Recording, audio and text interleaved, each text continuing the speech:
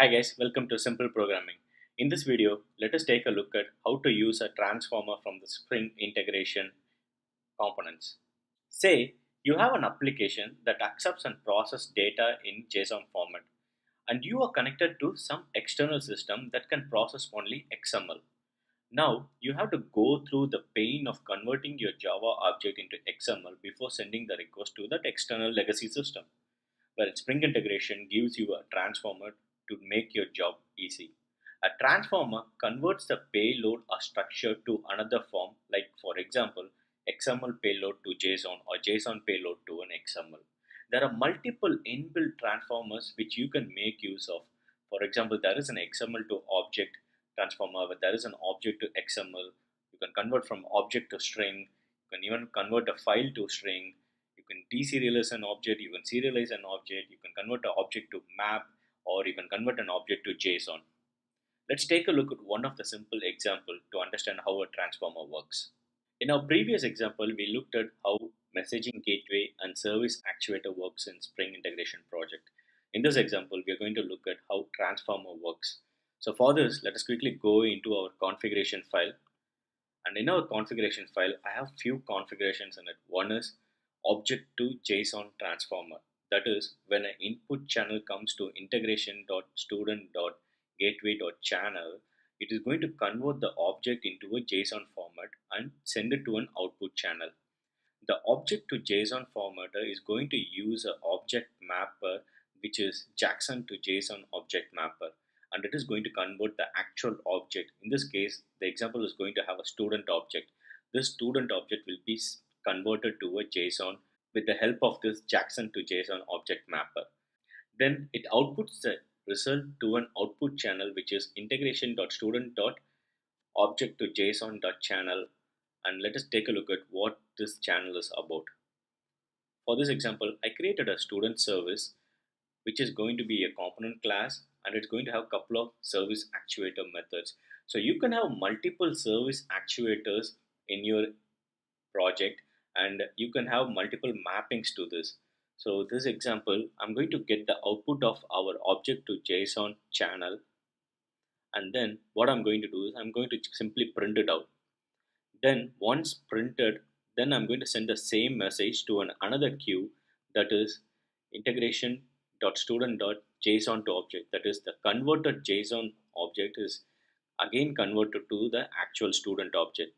Let's take a look at our configuration. For this, what I'm going to use is I'm going to use the JSON to object transformer, and I'm just going to pass in the student.class in it, so that it will automatically convert the JSON string into a student object. Once converted, it will be outputted to another output channel, and I'm going to catch that output channel using my service activator to this process JSON to object method.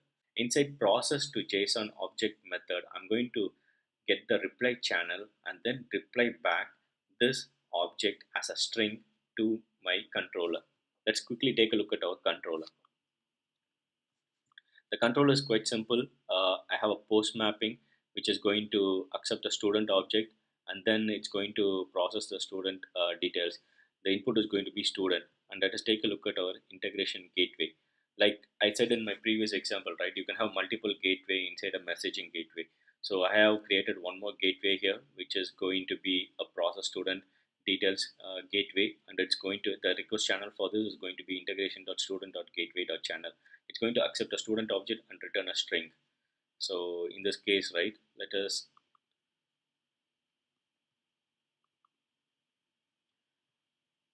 so the string is nothing but the student dot to string. So the student object, before I run the example, I'll quickly show you the student object. The student object is going to have a ID, name and school, and I've overridden the toString method in it. So quite simple example. Let's quickly run this and let us try to see what is the output that we get.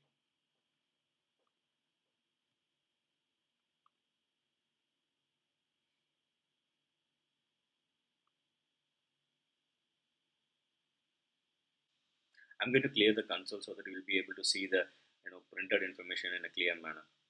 Let me go to the postman and let me try to fire a request in it. So it's going to be a post mapping. When I click on send, I've got a string here. Student ID, name, John, and school as high school. Let's quickly take a look at our console.